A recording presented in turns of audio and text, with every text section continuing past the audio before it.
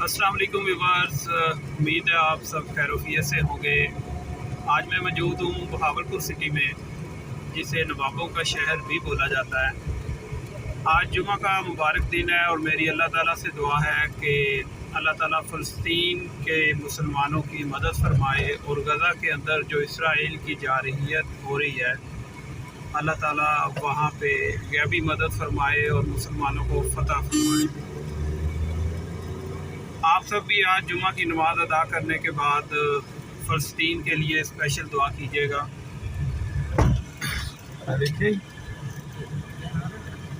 मेरे साथ बहावलपुर से दोस्त मौजूद हैं। अभी हम बहावलपुर के रोड पे ही ट्रैवल कर रहे हैं। उनसे जानेंगे कि बहावलपुर सिटीज़ के अंदर कौन कौन सी प्लेसेस, फेमस प्लेसेस हैं। दैन आपको इंशाल्लाह 1 या 2 दिन के अंदर जो नेक्स्ट व्लॉग आएगा उसमें आपको उनकी डिटेल्स भी बताई जाएंगी। जी तो भाईजान, आप मुझे बताएंगे कि बहावलपुर के अंदर कौन कौन सी विजिटिंग प्लेसेस हैं।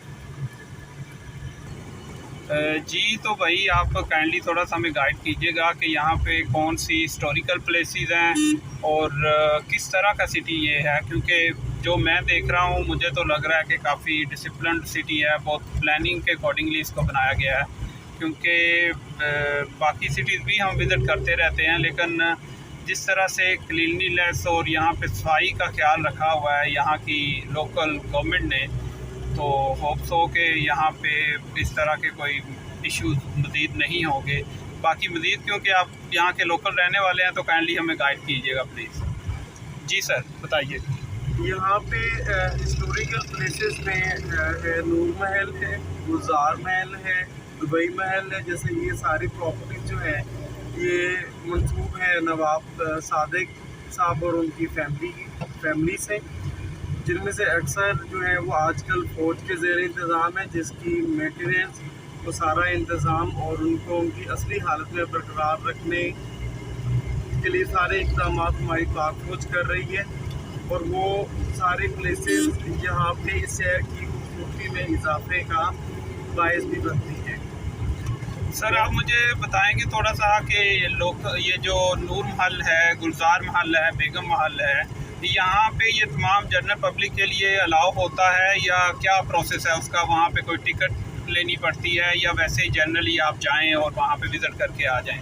क्या प्रोसीजर है? मैं आपको बताना चाहूँगा कि नूर महल में जाने के लिए आपको टिकट लेनी पड़ती है, लेकिन गुलजार महल और बेगम महल और जो उनकी अदर प्रॉपर्टीज़ हैं नवाब सादिक साहब उनकी फैमिली, क्योंकि वो फ़ौज के ज़ेर इंतज़ाम है, तो इस वजह से आपको एक पर्सनल रेफरेंस की ज़रूरत होती है कि आप फ़ौज के किसी ऑफिशियल से जो आपके जानने वाले हों वहाँ पे अपनी एंट्री करवाएं और उसके बाद आप वहाँ पे एंटर हो सकते हैं और हिस्टोरिकल मकामात को देख सकते हैं, जो कि जदीद और इस्लामी फ़नून का बेहतरीन नमूना है। सही है। तो ये जो बेगम महल का बता रहे हैं कि वहाँ पे वो विद परमिशन जाना पड़ता है, तो ये क्या कोई सिक्योरिटी रिस्क है वहाँ पे या किस वजह से ये वहाँ पे सबको अलाउ नहीं करते? जैसे कि आपको मालूम है कि आजकल एक दहशतगर्दी की लहर जो है वो आम है और कॉन्टीन्यूसली हमारी गवर्नमेंट और हमारे सिक्योरिटी इदारे जो हैं इस पर काबू पाने के लिए हरदम कोशिश रहते हैं, लेकिन सिक्योरिटी रीज़न की वजह से ही उन्होंने जनरल पब्लिक को इन मकामात पर रिस्ट्रिक्ट किया हुआ है ताकि चीज़ें जो है वो इन कंट्रोल रहें और पर्सनल रेफरेंस से जो लोग आएँ वही एंटर हों। ठीक है जी। तो ये जो नवाब फैमिली है, अभी भी क्या इनके कोई फैमिली में से यहाँ पे गवर्नमेंट के अंदर है कोई ऑफिशियल्स सॉर्ट ऑफ इस तरह से? नहीं, ये बेसिकली नवाब साहब के जो फैमिली मेम्बर्स हैं वो सियासत में हैं यहाँ पे और अपने उनके बिजनेसेस हैं, लेकिन वो ऐसे कोई उनका शहर की मैनेजमेंट में कोई फंक्शनल रोल नहीं नज़र आता। ठीक है सर। सर हमें थोड़ा सा, हमने तो सुना ही हुआ है कि नवाब सादिक जो थे वो कोई एक कंपनी थी जिसकी कोई गाड़ियाँ थी, वहाँ पे एज ए अपने लोकल जो ड्रेस होता है उसके अंदर चले गए थे और उन्होंने कहा कि we want to buy this, लेकिन उन्होंने रिफ्यूज़ कर दिया था। वो एक स्टोरी चली थी जिसके अंदर उन्होंने बाद में वो गाड़ियाँ मंगवाई और यहाँ पे सुनने में आया कि उन गाड़ियों से झाड़ू लगवाया। जी, वो जो है नवाब साहब बेसिकली रोल रॉयस जो आज की और उस वक्त भी बहुत शाना कार थी वो लेना चाहते थे, लेकिन उनकी कंपनी ने उनको देने में जो है वो रिफ्यूज़ किया उनको देने के लिए। तो नवाब साहब ने गुस्से में आकर फिर उनकी गाड़ियाँ परचेज़ की और उनके सामने झाड़ू बांध कर उनको दिखाया कि तुम्हारी गाड़ियों की हमारे आगे क्या हैसियत है। तो इट मीन्स कि वो 50 इयर्स बैक भी इतनी उनमें फाइनेंशियली वो स्ट्रॉन्ग थे और पावर थी कि वो एक कंपनी को उन्होंने ओपनली चैलेंज कर दिया ये था। बिल्कुल आप सही कह रहे हैं, क्योंकि देखिए कि वो पूरी बहावलपुर रियासत के वाली थे और तमाम रियासत के रिसोर्सेज और तमाम इसका इंतज़ामी अमूर और फाइनेंस और सब चीज़ें उनके पास थी। तो ऑब्वियसली उनके पास इतना फाइनेंस होगा उस वक्त भी कि वो लग्जरी कार को अफोर्ड कर सकें। तो सर ये तो हिस्टोरिकल प्लेसेस का हो गया, बाकी थोड़ा बताएंगे कि यहाँ पे मेडिकली और इस तरह से एजुकेशन के पॉइंट ऑफ व्यू से किस तरह का सिटी है ये? अच्छा सिटी है, यहाँ पे मेडिकल फैसिलिटीज़ है, क्वालिफाइड डॉक्टर्स हैं, यहाँ पे मेडिकल कॉलेज है और कॉलेज ऑफ फार्मेसी भी है, यहाँ पे एक जदीद तरीन यूनिवर्सिटी भी है। और बेसिकली एजुकेशन के हिसाब से आप इसको पाकिस्तान के अच्छे सिटीज़ में रैंक कर सकते हैं। Thank you. चलें, थैंक यू सो मच। ये अभी हम CMH जो रोड है बहावलपुर वहाँ मौजूद है और यहाँ पे मोस्टली जो फार्मेसीज आपको दिखाता हूँ मैं।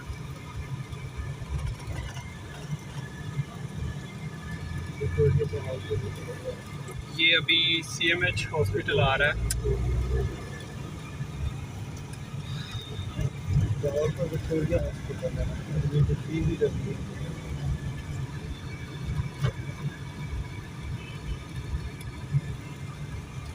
इस शहर की एक खासियत ये भी नज़र आ रही है कि यहाँ पे इतना ज़्यादा ट्रैफिक नहीं है। ट्रैफिक कंटिन्यूसली चल रही है, कहीं पे ट्रैफिक स्ट्रक नहीं हो रही, कोई इस तरह का कोई इशू नहीं है।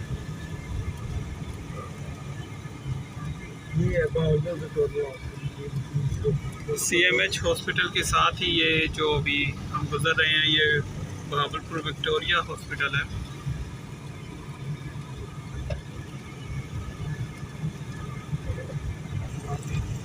बहावलपुर विक्टोरिया हॉस्पिटल के साथ ही कायद-ए-आज़म मेडिकल कॉलेज है। ये कायद-ए-आज़म मेडिकल कॉलेज की बाउंड्री स्टार्ट हो चुकी है।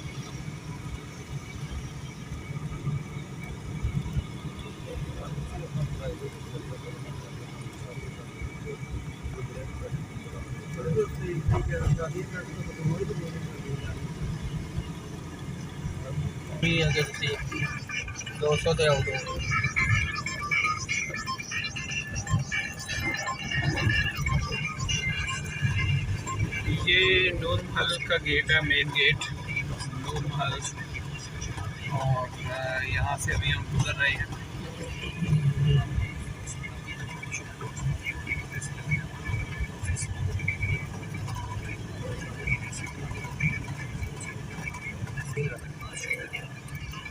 अभी ये हाशमी गार्डन में हम एंटर हो रहे हैं।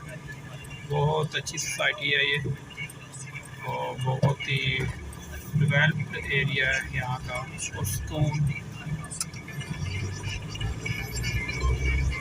अगर हम इसको DH लेवल की सोसाइटी कहा जाए तो वो बिल्कुल गलत नहीं होगा। बहुत ही ऑर्गेनाइज्ड वे में ये बनाई गई है। ये सामने उम्मुल मोमिनीन फैमिली पार्क है।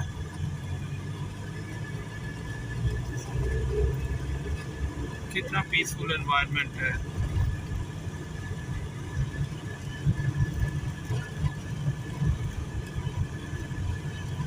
यूं टकरा गई के आ गई लौट के सदा, जो भेजी थी दुआ